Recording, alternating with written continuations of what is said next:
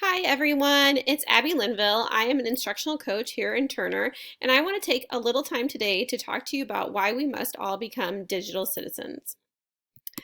We started talking about digital citizenship a lot last year due to the fact that we were hybrid, and there were a lot of concerns coming out about how students were using their technology at home and how making sure that our students are strong digital citizens would kind of benefited us at this time. So this is a perfect time for us to review and look at what digital citizenship is and what it means for us as teachers. So here is a definition of digital citizenship from Applied Educational Systems.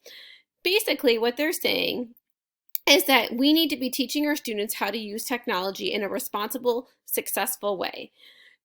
We really want our students to be leaving us with strong 21st century skills, and digital citizenship is part of those skills that they need to have to be successful.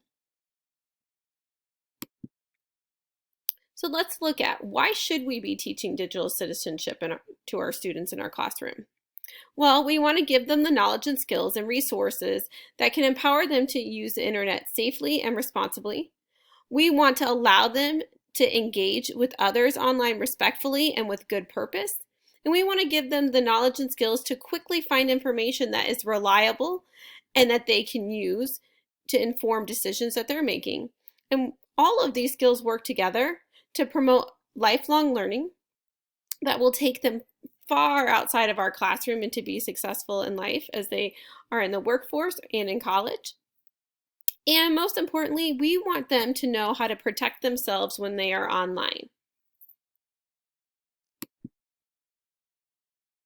Here's what could potentially happen if we do not teach digital citizenship. We have all heard about cyberbullying. And when our students have a lack of empathy or a lack of understanding of that there is actually someone on the other side of that screen, then they could become a cyberbully themselves. Or if they don't know what that is and don't know how to handle it, they could go without reporting it. They also, if they do not understand what it means to have a digital footprint or the things that someone could see online could come back to affect their personal safety, it could create some security issues for them. And if they don't understand the power of social media and how it could influence their life, we could have some issues with personal health and wellness concerns. Not only does it bring great benefits to our students, but it also is a law. In our district, we receive E-rate funding, which helps cover costs by as much of 90% on things such as routers, switches, fiber optic cables, a lot of technology stuff that makes our district successful. But before we talk a little bit more about what E-rate funding is, let's talk about the federal law.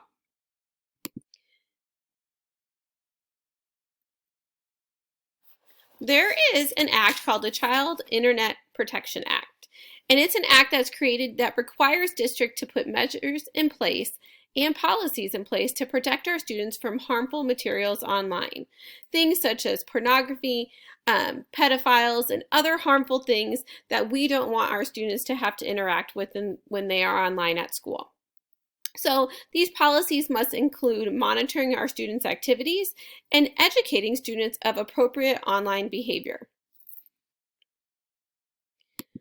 So what does this have to do with E-rate? Well, in order for a district to receive E-rate funding, they need to be CIPA compliant and they must have filtered internet available for their students. All K-12 schools are eligible to receive the E-rate funding, but you need to remember that you need to document how you are becoming CIPA compliant and that you could get audited at any time and that you have to prove to them that you have all of the things in place to be compliant. These requirements provide us with a great opportunity to teach our students how to consume the internet responsibly, at the same time as giving us this money that will really help make our internet stronger and faster and more protected. So, what does this mean for us as teachers? Where do we start and what role do we play?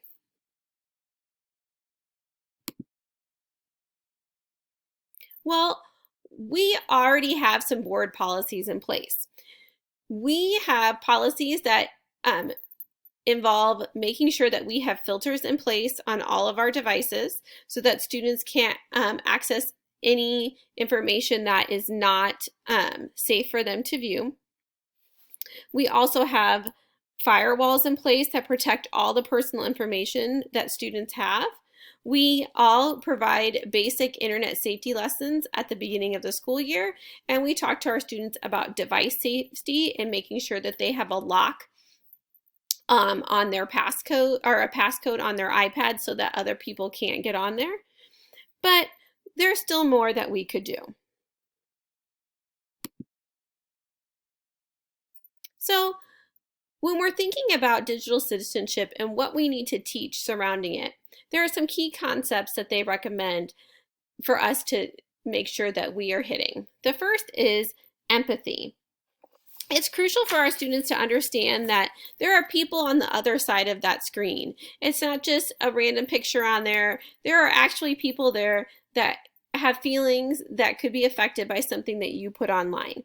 So having students understand empathy is the first step to being a good, strong digital citizen. We also want them to understand how the internet works.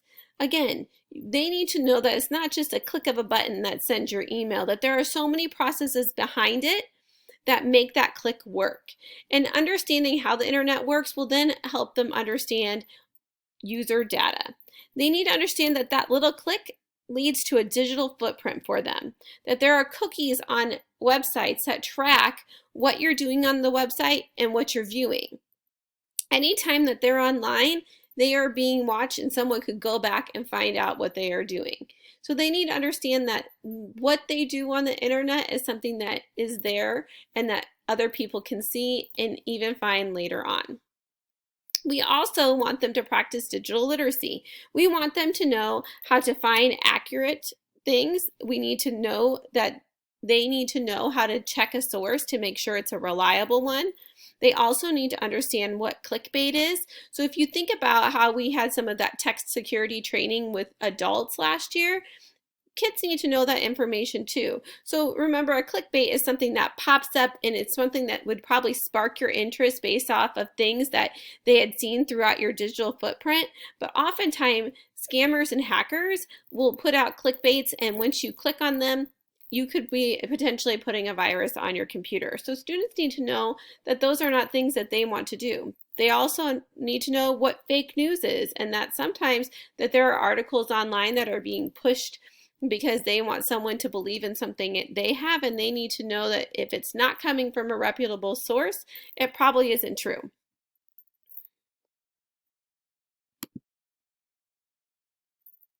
They also need to be able to acknowledge the digital divide. That there are some people who have internet and some that do not have good access to internet, or the quality of their internet isn't strong. And so they need to know about that and be aware that that is something that people struggle with. They also need to practice good digital wellness.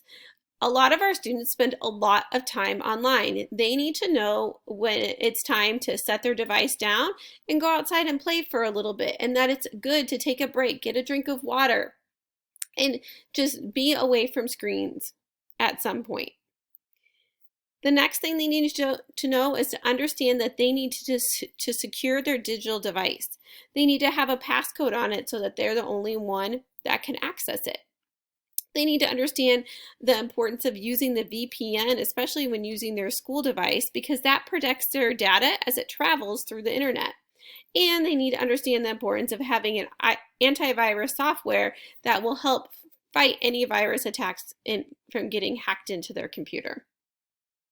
And we also want to talk to them about general internet safety, not giving away their name online or any personal info, and watching what they post. They need to remember that even if they post something and delete it later, someone else could have screenshotted it and have it already. So they need to be aware of what they're posting online, and that when they put something online, that it is representing them as a person.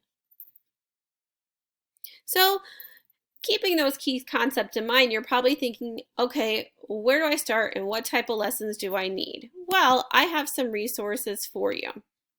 So the first one is Common Sense Education. This is really nice because they set it up into grade bands of grades K through 2 and 3 through 5. At each grade band, they have 3 units, and each unit has 5 lessons apiece that meet all of those key concepts that we just discussed. That's a great starting point for how you can choose and select lessons to teach to your students in the classroom. The second resource is called NetSmart, and what that has is it used to be for like upper elementary school and middle school kids, but now they've created videos that would be great for kindergarten through 5th grade as well. And they teach your students through short videos that are engaging and cartoon-like, things that they already would be watching. They teach your students about some of those key concepts and how to be a good digital citizen. But if that still seems overwhelming, I would highly suggest looking into doing a Digital Citizen Week. Just like we do Red Ribbon Week and Read Across America Week, I think it would be a great idea to do a Digital Citizen Week too, where we take time every day to teach our students some of those lessons that are part of Common Sense Education and the Common Sense Education resources. We could teach our students those lessons during Digital Citizen Week, so it would be less overwhelming for us to take on as teachers. Okay, so if you're like, I don't know, I don't see how this all fits in, I don't see how this ties to my standards, well, digital citizenship and using technology appropriately and effectively is in some of our standards. If you check your ELA standards, you will find parts of technology and how to use technology effectively in your writing standards 6 and 8, in your reading informational standards for standard 7, and in your speaking and listening standards, standard 5.